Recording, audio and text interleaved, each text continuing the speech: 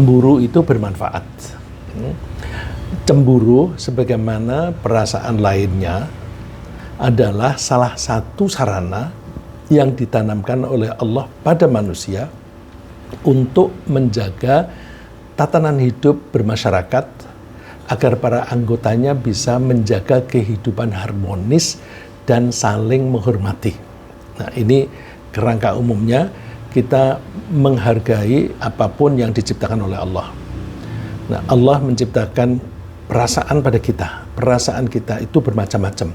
Ada perasaan takut, ada perasaan sedih, ada perasaan khawatir dan sebagainya. Yang semuanya itu didesain oleh Allah untuk menjaga kelestarian kita manusia dengan kehidupan yang baik secara pribadi dan harmonis secara kemasyarakatan. Ya, salah satu contoh misalnya takut. Takut itu memang tidak menyenangkan, tetapi Allah membuat kita rasa takut untuk melindungi kita. Kalau ada sesuatu yang membahayakan kita, yang mengancam kita, maka kita akan merasa takut. Takut itu akan merangsang, akan menyebabkan keluarnya adrenalin dalam jumlah yang lebih banyak. Itu akan memicu denyut jantung, yang berarti akan menambah tenaga. Dengan tambahan tenaga itu, maka orang yang takut biasanya mempunyai tenaga lebih, sehingga dia bisa lari dari bahaya itu, atau kalau dia kepepet, dia bisa melawan bahaya itu. Jadi semua perasaan itu didesain oleh Allah untuk kelestarian kita. Nah, ini juga cemburu, itu perasaan. Perasaan yang ditanamkan oleh Allah pada kita manusia untuk menjaga tatanan hidup masyarakat, agar para anggotanya itu bisa menjaga kehidupan harmonis dan saling menghormati. Yang dimaksud dengan cemburu adalah perasaan tidak suka atau bahkan marah jika seseorang atau suatu pihak merasa hak monopolinya terhadap sesuatu diganggu oleh pihak lain. Kalau kita bicara mengenai definisi semacam ini kan abstrak. Saya kasih contoh bahwa kalau saya nikah dengan istri saya, maka saya mempunyai hak monopoli terhadap istri saya, dan juga istri saya punya hak monopoli dengan saya untuk saling mencurahkan kasih sayang dan cintanya. Nah, kalau saya merasa bahwa hanya aku yang boleh memiliki atau memperoleh kasih sayang dari dia yang secara khusus, ya tentu kasih sayang yang khusus, tidak kasih sayang yang secara umum seperti kasih sayang pada anak. Jadi saya mempunyai hak untuk memonopoli cinta kasih sayang dia untuk saya. Kalau ada pihak lain yang menghampiri istri saya, atau istri saya mencoba menyayangi pihak lain, maka saya akan cemburu. Nah, jadi cemburu ini dipakai atau ditanamkan oleh Allah pada kita supaya kita menjaga. Saya wanti-wanti kepada istri saya, kamu jangan terlalu dekat, jangan bermesra-mesra dengan orang lain. Nah, dan demikian juga sebaliknya. Nah, kalau ada orang yang mencoba mau bermesra-mesra dengan istri saya, maka saya akan berusaha untuk mencegah hal itu. Nah, contoh yang paling sering terjadi adalah kecemburuan seorang suami ketika hak monopolinya terhadap kasih sayang istri terganggu, atau sebaliknya. Kecemburuan seorang suami dan istri semacam ini sekaligus menunjukkan bahwa mereka itu saling mencintai. Dan jika mereka betul-betul saling mencintai dan saling menyayangi, mereka pasti tidak ingin kehilangan kasih sayang dari pasangannya. Oleh karena itu, seorang suami yang penyemburu akan marah jika dia mencurigai ada seorang lelaki lain yang berhubungan terlalu dekat dengan istrinya, atau dia mencurigai bahwa istrinya berperilaku terlalu baik terhadap lelaki lain. Nah, jika rasa cemburu muncul secara wajar, nah, tolong perlu digarisbawahi muncul secara wajar. Ya. Jika rasa cemburu muncul secara wajar sesuai dengan gejala yang ada, maka cemburu itu akan berfungsi sebagai penjaga agar hubungan suami istri akan tetap baik dan harmonis. Tapi ini perlu kita waspadai bahwa jika kecemburuan itu muncul tanpa gejala yang nyata atau diekspresikan secara berlebihan, maka kecemburuan itu justru akan merusak hubungan suami istri, dan kemungkinan besar kecemburuan semacam itu bisa mendorong perceraian antara suami istri. Ya. Dan kecemburuan itu wajar. Pada para sahabat Nabi pun itu banyak yang penyemburu, ya, antara lain Zubair bin Awam itu sangat penyemburu sehingga istrinya itu sangat hati-hati di dalam berbincang-bincang, berkomunikasi dengan laki-laki lain. Nah itu kan lalu terus istrinya menjaga diri, gitu. Karena menjaga diri maka hubungan suami istri menjadi terjaga. Ada yang mengekspresikan kecemburuannya itu dengan kata-kata yang, nah, kalau kita orang Indonesia mungkin menangkapnya, loh kok begitu sih? Nah, coba kita baca bahasa Arabnya ya. Anil Mughirah ibni Syu'bah qala Sa'ad ibnu Ubadah law ra'aitu rajulan ma'amra'ati la darabtuhu bis-sayfi ghairu musfah. Maaf. Sa'ad bin Ubadah mengatakan bahwa kalau aku melihat seorang laki-laki lain bersama dengan istri saya, aku akan pukul dia dengan pedang yang tidak melukai. Nah ini yang kalau saya mengatakan tadi, kalau orang Indonesia mungkin, wah jahat amat pakai pedang. Zaman dulu ada tradisi, karena zaman dulu itu kan tidak ada polisi, tidak ada tentara, maka keselamatan orang itu ya bergantung pada diri sendiri, dan setiap orang itu berusaha untuk berlatih untuk membela diri, latihan perang dan sebagainya, dan seringkali kalau pergi jauh itu selalu mereka membawa pedang. Nah, oleh karena itu kalau ngomong tentang pedang itu ya wajar karena situasinya semacam itu. Nah, saat itu mengatakan kalau ada laki-laki lain bersama istriku, aku akan pukul dengan pedang yang tidak melukai. Itu artinya bukan pedang yang terhunus lalu dipukulkan yang tajam, enggak. Jadi mereka punya tradisi kalau mukul dengan pedang yang dipukulkan pada bagian yang tumpul itu hanya untuk pelajaran, tidak mencederai, tidak melukai, hanya untuk pelajaran saja. Kalau zaman saya kecil dulu itu ya orang tua atau guru ngaji itu suka pakai penjalin, pakai rotan. Nah itu rotan itu kalau dipukulkan pada santri atau kepada anak itu hanya untuk pendidikan saja. Tentu memukulnya tidak terlalu keras. Kalau zaman saya dulu sudah tidak rotan tidak dipukulkan kepada santri, tapi dipukulkannya di lantai. Ya, ini jadi saat itu sangat penyemburu. Nah, dengan pengertian bahwa cemburu adalah perasaan tidak suka atau bahkan marah jika seseorang atau suatu pihak merasa hak monopolinya terhadap sesuatu itu terganggu oleh pihak lain, kita bisa memahami bahwa Allah pun bisa cemburu. Karena Allah mempunyai hak monopoli. Hak monopolinya Allah itu apa? Hak monopolinya Allah itu bahwa karena Allah itu yang menciptakan manusia, yang memberi rizki manusia, yang memberi pembimbingan kepada manusia, maka Allah itu mempunyai hak untuk disembah, untuk ditaati secara total, tanpa keberatan, tanpa reservation. Nah, karena Allah itu merasa mempunyai hak monopoli, maka kalau ada seseorang yang menyembah yang lain selain Allah, Allah cemburu. Jangankan menyembah yang lain. Kalau misalnya ada orang melakukan suatu pekerjaan, tetapi niatnya ganda. Satu, niat untuk mengabdi kepada Allah, dan satu lagi mengabdi kepada diri sendiri, Allah cemburu. Gimana tuh nge-share ya, nge-share tujuan.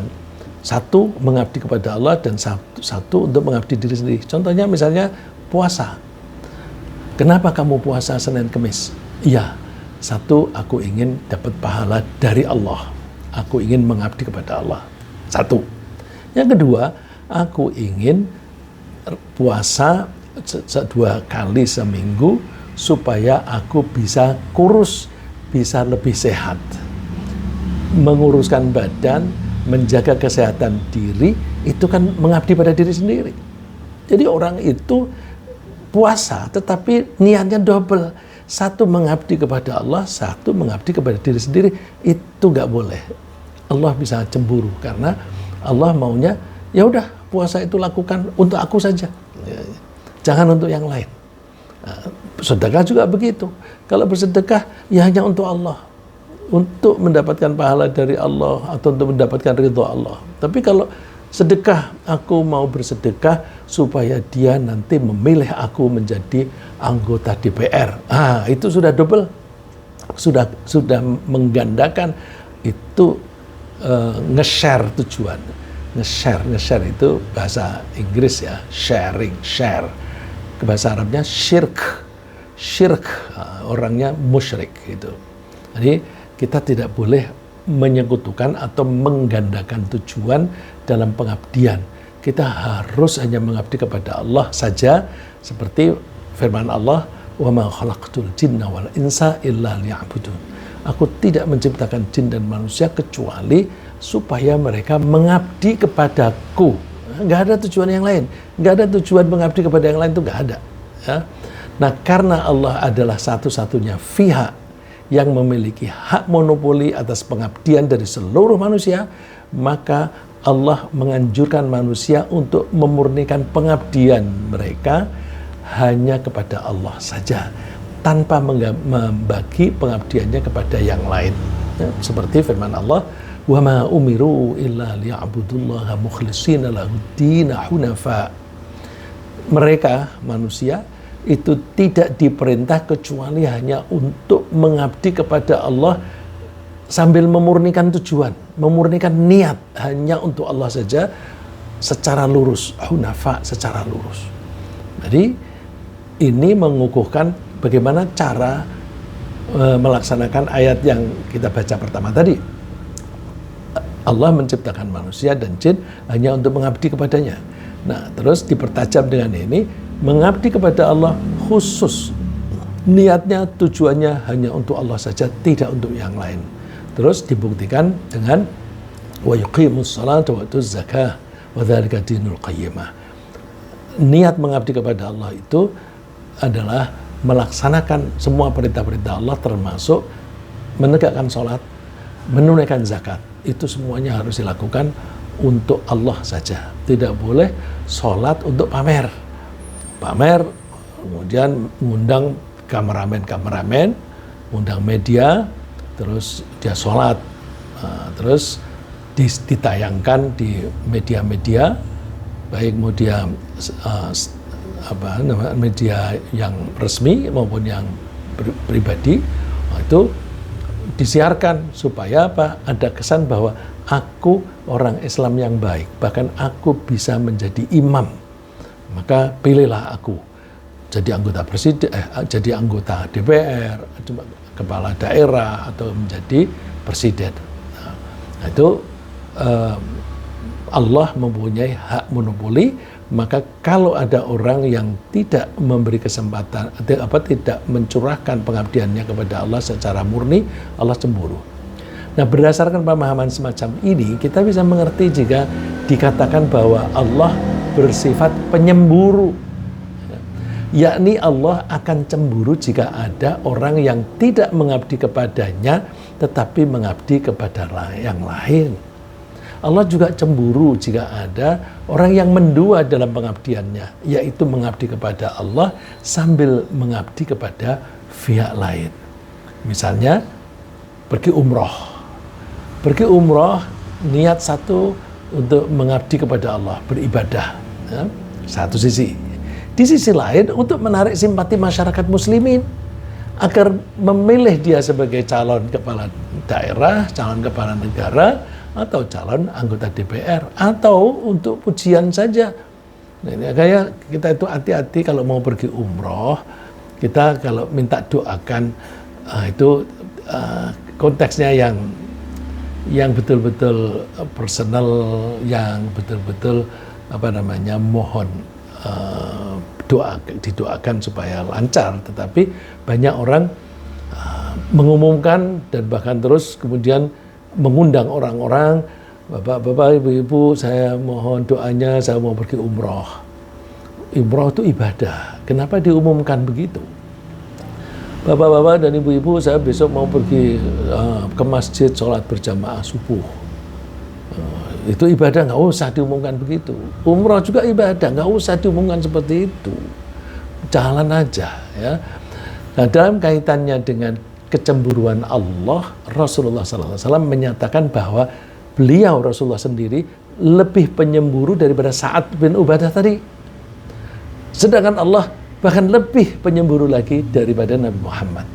Ada hadis yang panjang yang saya ambil bagian yang sangat relevan supaya ketika saya cantumkan di dalam tayangan ini cukup space-nya, ya.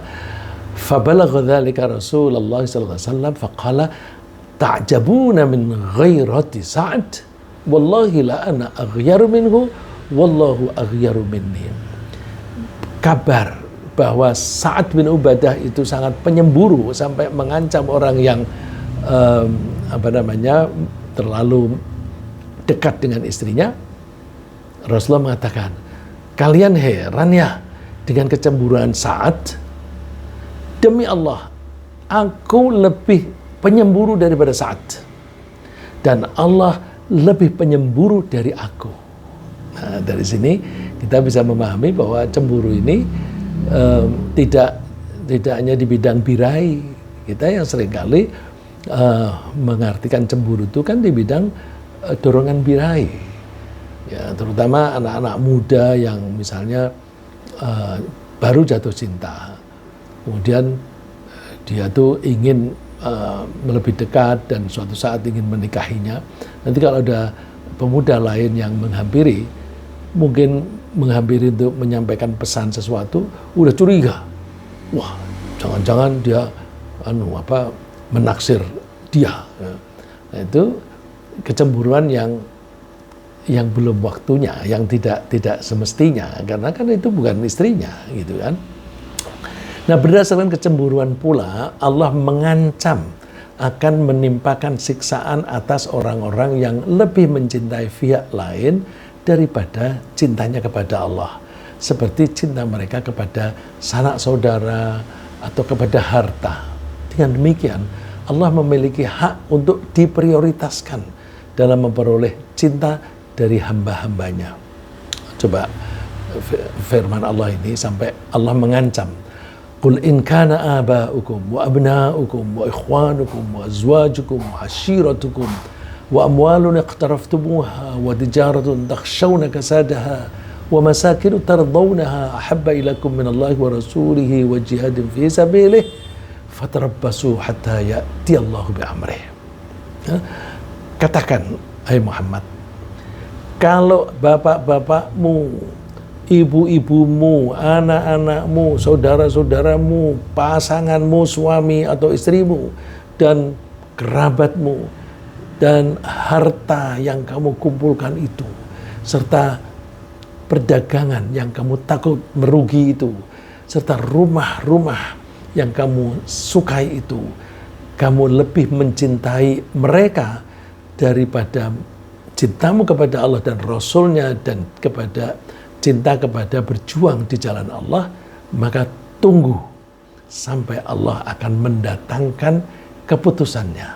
Ya, jadi ini sampai Allah mengancam, kalau sampai kalian mencintai pihak lain, apapun yang lain itu, apakah harta atau manusia, kalau lebih daripada cintanya kepada Allah, maka tunggu. Nanti Allah akan mengambil keputusan untuk menghukum orang itu. Ya, yang menghukum itu bisa di dunia bisa di dunia dan di akhirat, bisa juga di akhirat saja. Nah, mari kita kembali kepada masalah kecemburuan antara suami istri. Itu tadi kan untuk memahami cemburu secara umum, sehingga Allah pun bisa menjadi penyemburu. Sekarang kita kembali membahas mengenai kecemburuan suami istri. Agar kecemburuan antara suami istri tidak berkembang, Allah menganjurkan lelaki dan perempuan untuk menundukkan pandangan matanya terhadap lawan jenisnya yang bukan suami atau istrinya. Jadi laki-laki dianjurkan supaya menundukkan matanya, artinya jangan memandang terlalu tajam kepada wanita lain. Nah, karena pandangan yang terlalu tajam itu bisa ditafsirkan memberi perhatian, bisa diterjemahkan sebagai mencintai dan sebagainya. Nah, baik laki-laki terhadap perempuan maupun perempuan terhadap laki-laki. Nah, ayat yang saya ambil ini yang laki-laki terhadap perempuan. Ayat berikutnya perempuan terhadap lelaki. Qul lil mu'minina yaghuddu min absarihim wa yahfadhu furujahum dzalika azka lahum innallaha khabirum bima yasnaun. Katakan kepada orang-orang mukmin laki-laki supaya mereka itu menundukkan pandangan mata mereka dan mereka menjaga kemaluan mereka. Karena itu bisa berkaitan, ya, bisa nembus dari mata ke situ. Nah, kalau mereka mau menundukkan mata mereka, dzalika azka lahum, itu lebih bersih hati mereka, ya. Mereka menjadi lebih bersih hatinya. Sesungguhnya Allah Maha mengetahui apapun yang mereka lakukan. Nah, itu tadi terhadap laki-laki. Kepada perempuan, di samping perempuan dianjurkan menundukkan pandangan, ada tambahan lagi. Karena seringkali wanita ini menjadi daya tarik. Ya.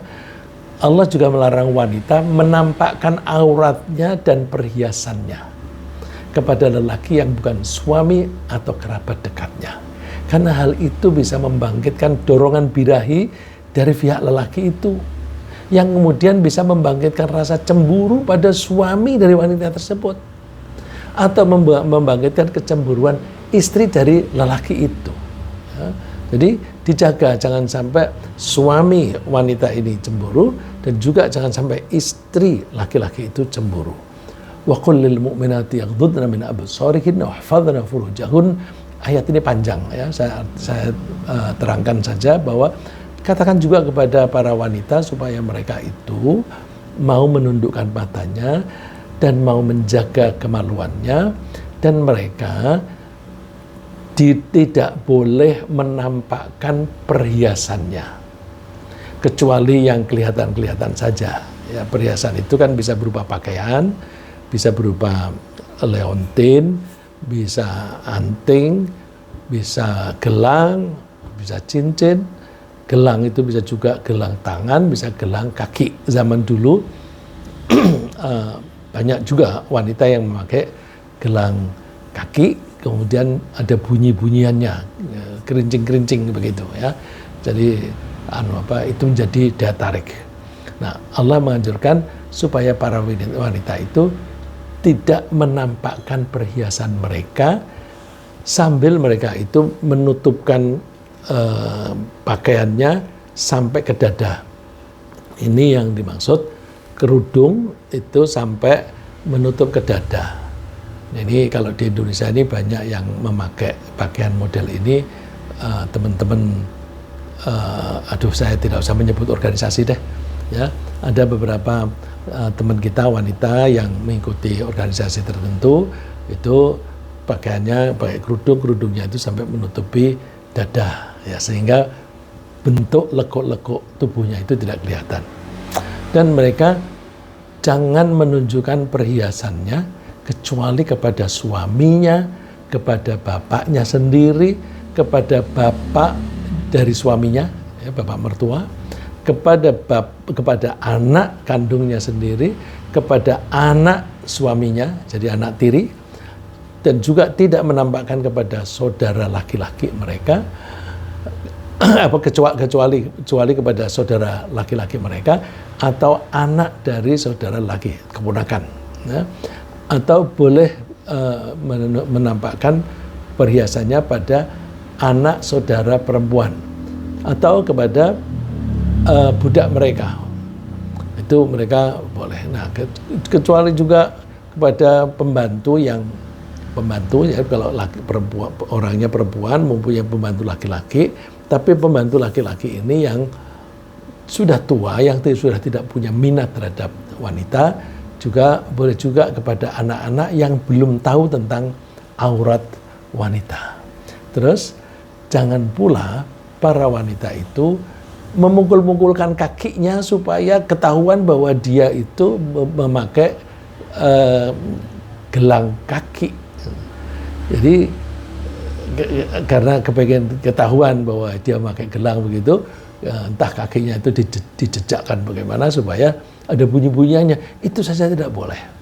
Nah, terus Allah menganjurkan watubu ilallahi jami'an ayyuhal mu'minuna la'allakum tuflihun. Bertobatlah kalian semua kepada Allah agar kalian beruntung. Ini berarti tradisi zaman dulu, pada zaman sebelum Nabi Muhammad diutus menjadi Rasul, itu sudah ada tradisi para wanita itu semacam itu. Ya, maka Allah menganjurkan tobatlah kalian semuanya. Terus Allah juga melarang wanita terlalu berlemah lembut ketika berbicara dengan laki-laki lain. Jadi justru kepada laki-laki lain nggak boleh terlalu lemah lembut, karena lemah lembut itu bisa membangkitkan minat laki-laki. Ya, sikap lemah lembut wanita itu dan respon laki-laki itu bisa membangkitkan kecemburuan dari suami wanita itu, atau juga bisa membangkitkan kecemburuan dari istri laki-laki itu.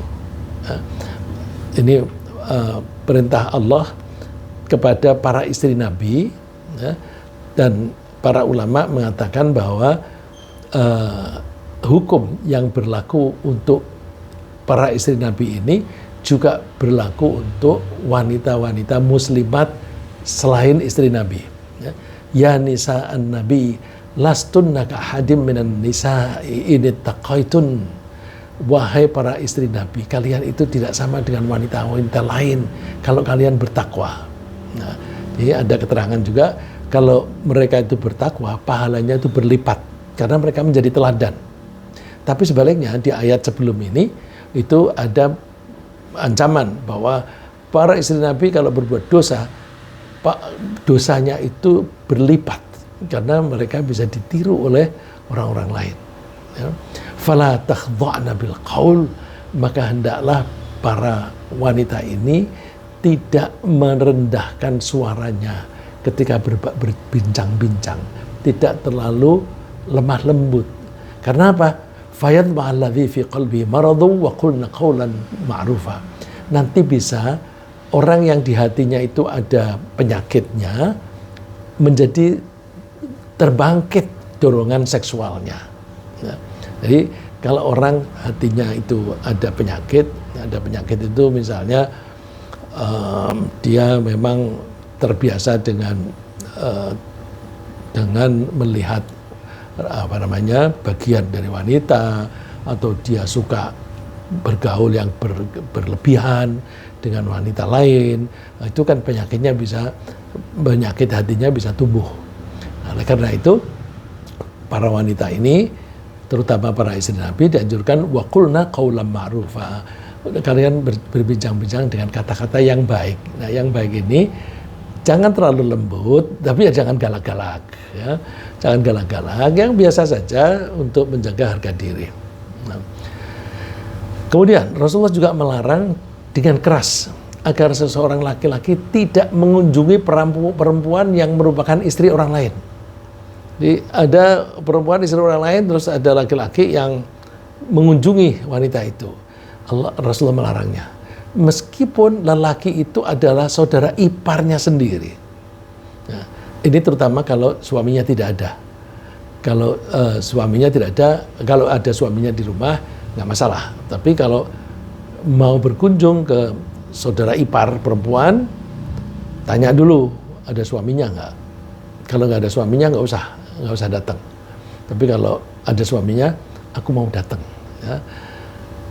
Saudara ipar ini juga dilarang oleh Rasulullah. Melarangnya itu sampai kata-katanya menganggap bahwa itu bisa mengakibatkan kematian gitu. Kematian itu artinya bahaya yang sangat ya. Hal ini sangat penting kita perhatikan, mengingat bahwa menurut tradisi di Indonesia, kunjungan seorang ipar kepada wanita itu sangat lazim. Ya. Ini Rasulullah memberi wanti-wanti begini, iyyakum waddukhula 'alan nisa. Berhati-hatilah kalian masuk ke rumah wanita. Wanita yang tidak ada suaminya di rumah. Terus ada seorang laki-laki dari Ansor bertanya, ya Rasulullah, afara'aita al-hawa, bagaimana Rasulullah kalau yang berkunjung itu saudara ipar laki-laki? Jawaban Rasulullah singkat, al-hamu al-maut. Kunjungan ipar laki-laki itu kematian. Ipar adalah maut. Kata istri saya itu ada film, ipar adalah maut. Ini berbahaya. Dan kalau kita seringkali saya tidak sengaja buka YouTube begitu, ada pengakuan orang yang berhubungan antara wanita dengan saudara iparnya. Jadi dia seolah-olah dia bersuamikan seorang laki-laki, seolah-olah dia juga istrinya saudara ipar, baik itu kakaknya suami atau adiknya suami. Itu saya sering ketemu tidak sengaja. Wah, lah kok ada kayak begini. Oh, pantes kalau Rasulullah mengatakan alhamu al-maut. Ipar adalah maut. Namun meskipun kecemburuan itu adalah perasaan yang ditanamkan oleh Allah pada diri kita untuk menjaga keharmonisan suami istri, keharmonisan rumah tangga, kita harus sangat berhati-hati dengan kecemburuan kita sendiri. Kita harus menghindari kecemburuan yang tidak pada tempatnya, ya. Jadi yang negatif itu kecemburuan yang tidak pada tempatnya. Contohnya apa?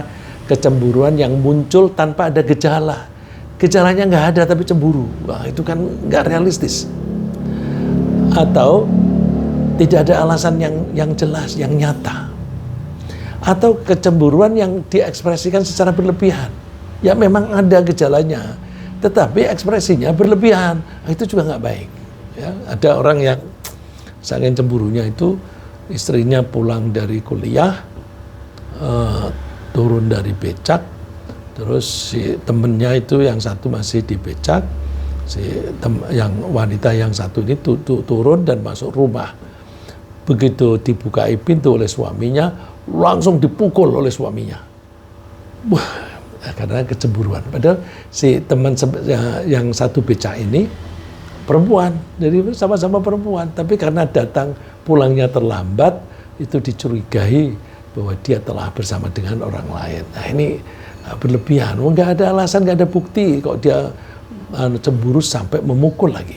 Nah, jadi kita hati-hati karena kecemburuan yang semacam ini bisa menyebabkan pertikaian dan bahkan bisa menyebabkan perceraian antara suami istri.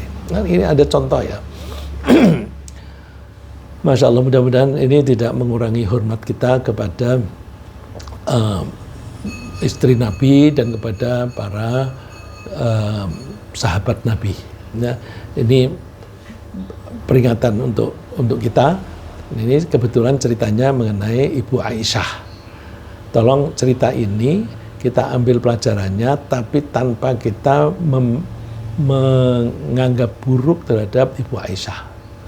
Kalau kita pada posisi Ibu Aisyah, kira-kira kita akan seperti itu juga. Ya. Ibu Aisyah cerita, radhiyallahu anha, bahwa suatu saat Rasulullah SAW itu keluar dari rumah di tengah malam. Jadi Rasulullah itu pas malam itu tinggal bersama Ibu Aisyah. Rumah Ibu Aisyah itu kan yang di dalam Masjid Nabawi, yang sekarang menjadi kuburan Rasulullah itu. Itu dulu asalnya rumahnya Ibu Aisyah. Terus, dan itu dulu di luar masjid. Kemudian kalau keluar dari situ, kita terus ke kiri, kita akan ketemu kuburan. Kuburan itu namanya Baqi'. Ya. Banyak para sahabat yang dikuburkan di situ. Nah, suatu saat malam hari Rasulullah pas gilirannya di Ibu Aisyah, tengah malam Rasulullah bangkit dan keluar. Ibu Aisyah tidur, tapi kemudian terbangun mengetahui Rasulullah keluar. Lalu Ibu Aisyah menguntit, ngikuti dari belakang, dari jauh. Kemana itu? Diikuti, ternyata masuk ke kuburan. Di kuburan setelah beberapa saat, Rasulullah balik. Ibu Aisyah cepat-cepat kembali dan cepat-cepat ke tempat tidur berselimut. Dia menyangka bahwa Rasulullah tidak mengetahui. Nah, ini kalau kita belajar psikologi itu semacam psikologi forensik. Itu kan bisa dilihat dari jejak-jejaknya. Begitu sampai di rumah, Rasulullah bertanya kepada Ibu Aisyah, "Malaki ya Aisyah, apa yang terjadi pada kamu? Agharti, apakah kamu cemburu?" Terus Ibu Aisyah menjawab, "Wa malilah agharu mithli ala mithlik." Bagaimana aku tidak cemburu? Bagaimana orang seperti aku tidak bercemburu kepada orang seperti engkau? Jadi Rasulullah itu kan orang yang dianggap paling mulia. Kalau ada wanita menjadi istrinya, itu kan dia kepinginnya tuh betul-betul dicintai oleh suaminya yang paling mulia ini. Ya kan, tidak ingin suaminya ini jatuh cinta kepada orang lain. Terus Rasulullah mengatakan begini, "Apakah kamu disertai setan ya?" Gitu. Jadi Rasulullah bertanya, "Apakah kamu disertai setanmu?" Disertai setanmu, pakai setanmu. "Aqad ja'aki syaitanuk." Apakah setanmu telah datang kepadamu? Tapi karena Ibu Aisyah ini juga orangnya itu cerdas dan semangat belajarnya tinggi, maka dimarahi seperti itu, bertanya secara keilmuan. Makanya kita mendapatkan bahwa banyak ilmu tentang hubungan rumah tangga yang kita peroleh dari cerita Ibu Aisyah dalam hubungannya dengan Nabi. Maka jasa Ibu Aisyah itu besar sekali dalam hal mengungkap kehidupan Rasulullah SAW dalam berumah tangga. Jadi ketika Rasulullah mengatakan, "Apakah kamu kedatangan setanmu ya?" Ibu Aisyah menjawab, "Ya Rasulullah, amahya syaitan." Rasulullah, apakah aku disertai setan? Rasulullah jawab, "Iya." Iya. Bertanya lagi Ibu Aisyah, "Wa ma'akulli insan." Apakah semua orang juga diikuti setan? Rasulullah menjawab, "Na'am, iya." Qultu, aku bertanya lagi, "Wa ma'aka ya Rasulullah, juga engkau disertai setan?" "Na'am, iya, aku juga disertai setan. Walakin Rabbi a'anani alaihi hatta aslam." Tapi bedanya Allah itu menolong saya sehingga aku selamat dari godaan setan. Jadi hati-hati ya, kita ini masing-masing kita, jangankan kita orang biasa, Nabi saja juga selalu diikuti, dikuntit oleh setan mencari kelengahan kita untuk menggoda, mengganggu kita. Maka kita harus waspada. Ya, kalau ada hal-hal semacam ini, bisa kita cemburu yang tidak beralasan, yang bisa menimbulkan konflik. Nah, jadi sampai Ibu Aisyah pun ditegur oleh Rasulullah SAW, dan Ibu Aisyah, kata Rasulullah, kata Allah dalam Al-Quran bahwa semua istri Nabi adalah ibunya orang mukmin. Wa azwajuhu ummahatuhum. Para istri Nabi adalah ibu orang-orang mukmin mulai dari zaman dulu sampai zaman akhir nanti. Nah, oleh karena itu biasanya orang kalau menyebut nama istri Nabi yang manapun, orang menyebut Ummul Mukminin, ibunya orang mukmin. Ya. Mudah-mudahan apa yang kita bahas pagi ini membuat kita hati-hati di dalam pergaulan. Kita jaga ya, kecemburuan itu sebenarnya baik. Kita terapkan dengan pas, secara proporsional, agar kita bisa menjaga keharmonisan kehidupan rumah tangga. terutama hubungan suami istri. Nah, ringkasnya bahwa rasa cemburu itu berfungsi sebagai penjaga agar hubungan suami istri tetap baik dan harmonis. Allah juga cemburu terhadap orang yang mencintai dan mengabdi kepada orang lain atau kepada pihak yang lain. Lelaki dan perempuan dianjurkan untuk menundukkan pandangan dan menghindari terlalu dekat dengan orang lain yang lawan jenis. Dan Allah melarang suami istri bercemburu tanpa alasan yang nyata. Semoga Allah menjaga keharmonisan hubungan keluarga kita dan menjauhkan kita dari perbuatan yang menimbulkan kecemburuan.